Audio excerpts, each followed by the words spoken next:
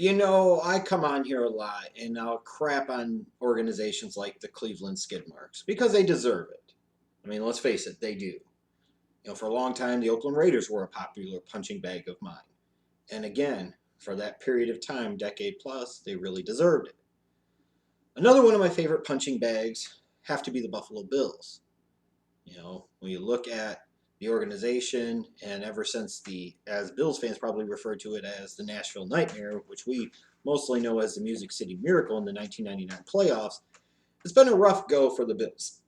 And as easy as it has been for all these years to crap on the Raiders and crap on the Browns, the ironic thing is it's the Buffalo Bills that have had a longer span of time since they have last made the playoffs.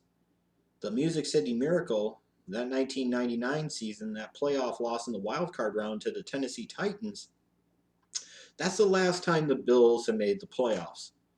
So we're on 17 seasons and going strong.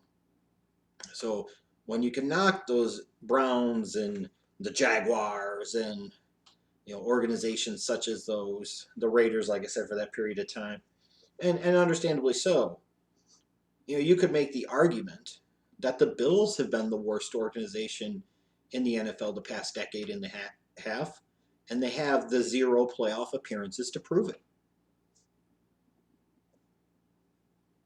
Pretty strong argument to be made. I know while it might be trendier and chicer to knock on the Browns, the skid marks, it's the Bills who have had an even longer period of time since going to the playoffs. Just think about that.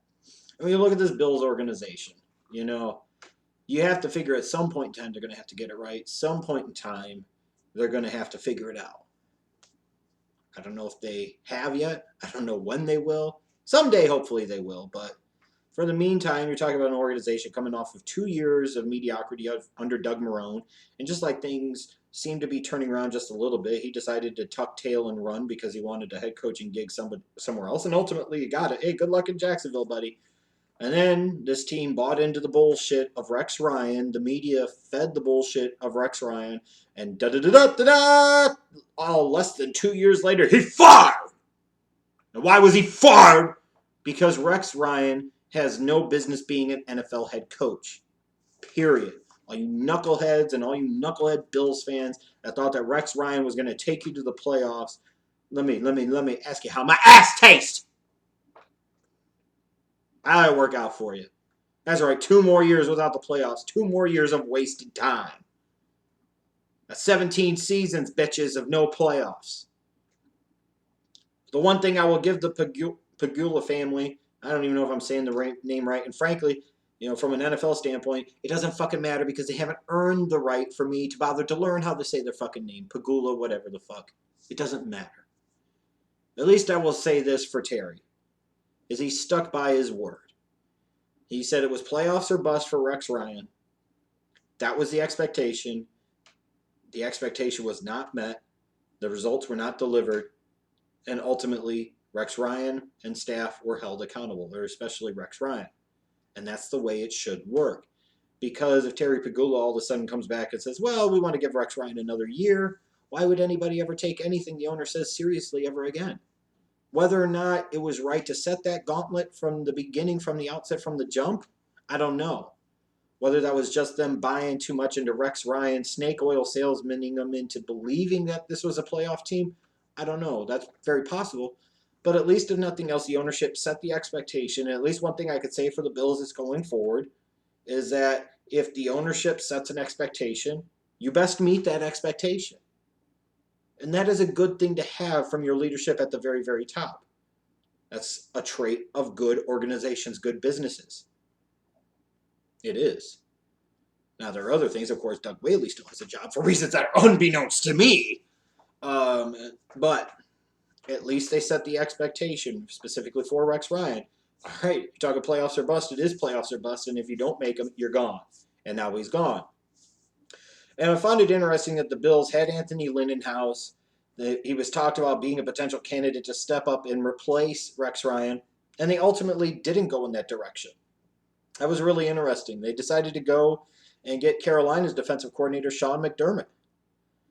If this hire had happened a year ago or 2 years ago, I think Bills fans would probably be a little more excited because this is a guy that, unlike Anthony Lynn, who had primarily been a running back coach for 13 plus years in the NFL, very little coordinator experience, Sean McDermott has had multiple stops as a defensive coordinator, first in Philadelphia where he took over for Jim Johnson, and then the last few years under Ron Rivera in Carolina. So this is a guy that's been used to calling defensive plays. This is a guy that's been used to having that pressure of running a side of the ball. And when you look at the situation he came from in Carolina, you're talking about a team with 3 straight divisional titles, 3 straight playoff appearances. So he's been a part of a successful formula. And you hope that that kind of trickles over into what you're doing with your organization, similar to what happened with the hiring of Dan Quinn by the Atlanta Falcons. You know, if you remember, Seattle was going to the Super Bowl that year, and the Falcons waited and waited and waited. He was their guy, he was their guy, he was their guy, and ultimately they hired him, and it's worked out like gangbusters for them. In year number 2, they're sitting here at the NFC Championship game, 1 step away from the Super Bowl, while Pete Carroll and the Seahawks are going to be watching that game at home. And you look at Sean McDermott, and you know, one thing I always look at when you talk about head coaches is what's the infrastructure going to be in place around them, underneath them, above them. I still have significant concerns about Doug Whaley being in any type of personnel position whatsoever. He seems unprepared and semi-incompetent. But with that said, I look at the hiring of offensive coordinator Rick Dennison. I thought that was an adequate move. I love the move of bringing in Leslie Frazier to be the defensive coordinator, a guy with NFL head coaching experience, a guy, though, also with years of experience as a defensive coordinator, most importantly of all for the Buffalo Bills, running a 4-3. So you've got Sean McDermott, you've got Leslie Frazier. You've really got a good infrastructure on the defensive side of the ball for a defense that took significant steps back the past 2 years because Rex Ryan is a moron and he tried to fit a square peg into a round hole by running a team in a 3-4 that clearly had the personnel to run a 4-3. Because that's what Rex Ryan does, because Rex Ryan is incompetent and ill-prepared and ill-equipped to ever be an NFL head coach, and hopefully organizations have ultimately learned their mind, or learned their lessons. But with that said, you look at this, I do have some concerns about the fact that in 2016, the Panthers took a big step back. You're talking about Super Bowl losers, but they had a lot of their infrastructure in place. Yes, on the defensive side of the ball, you lose Josh Norman, but losing one player like that shouldn't lead to the defense completely imploding. And while the Carolina Panthers defense was still able to stop the running game on a pretty consistent basis in 2016, they really, really struggled at all levels in the passing game. You know, statistically, they had a lot of sacks, but their pass rush was very inconsistent in terms of stopping tight ends and running backs out of the flat and wide receivers. It was a mess pretty much all year long. So, you know, when you bring in a defensive coordinator that was part of a team that failed to live up to expectations and really disappointed in big part, large part, due to the failings on the strength of the team, which was the defensive side of the ball, you wonder, hey, is this a guy you need to be bringing into this type of situation? With that said, though, I do like the fact that you're bringing in a 4-3 guy as your head coach. You're bringing in a proven, established defensive coordinator that's run a 4-3 in Leslie Frazier with previous head coaching experience. I think from a defensive aspect alone, this is a pretty solid hire when you look at everything. The problem is what happens with Doug Whaley being in any type of front office type of role.